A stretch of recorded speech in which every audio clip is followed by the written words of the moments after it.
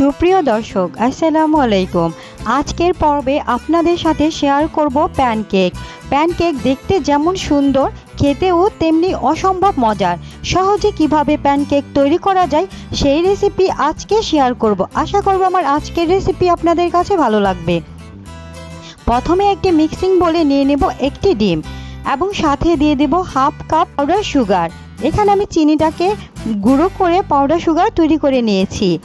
এখন একটি হ্যান্ড উইক্সের সাহায্যে খুব ভালোভাবে চিনি আর ডিমটাকে মিশিয়ে নেব। একটু সময় ধরে মিশিয়ে নেব। এখন মিশানো হয়ে গেছে।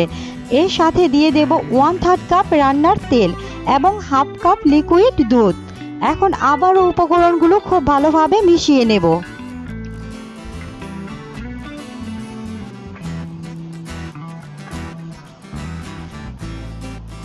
মেশানো হয়ে গেলে হ্যান্ড উইক্সটি সরিয়ে নেব। এখন দিয়ে দেব একটি ছাঁকনি এবং ছাঁকনির মধ্যে দিয়ে দেব 1 কাপ ময়দা, দিয়ে দেব 1 চা চামচ বেকিং পাউডার এবং সাথে দিয়ে দেব হাফ চা চামচ লবণ। এখন উপকরণগুলোকে খুব ভালোভাবে চেলে নেব। চেলে নেওয়া হয়ে গেলে এখন হ্যান্ড উইক্সের মাধ্যমে উপকরণগুলো মিশিয়ে নেব। একটু সময় ধরে আস্তে আস্তে খুব ভালোভাবে উপকরণগুলো মিশিয়ে নিতে হবে। এই কেকের ব্যাটারটি আপনি যতটা ভালোভাবে মিশিয়ে নেবেন আপনার প্যানকেকটা ততটা সুন্দর এবং নরম হবে। প্যানকেকের মিশ্রণটি মেশানো হয়ে গেছে। এখন চলে যাব চুলায়। চুলায় আমি একটি প্যান গরম করে এখন একটি টিস্যু পেপার দিয়ে মুছে নিয়েছি। এখন এরকম একটি কাপের সাহায্যে আমি অল্প অল্প ব্যাটার দিয়ে প্যানকেকগুলো তৈরি করে নেব।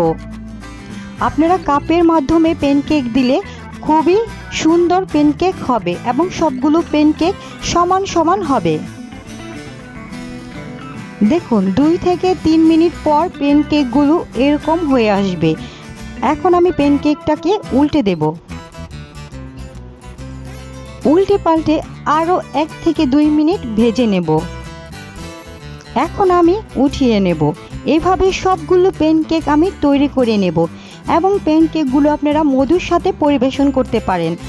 আজকের রেসিপি আপনাদের কাছে ভালো লেগে থাকলে চ্যানেলটি সাবস্ক্রাইব করে রাখবেন। আজকে এই পর্যন্তই। সবাই ভালো থাকবেন। আল্লাহ হাফেজ।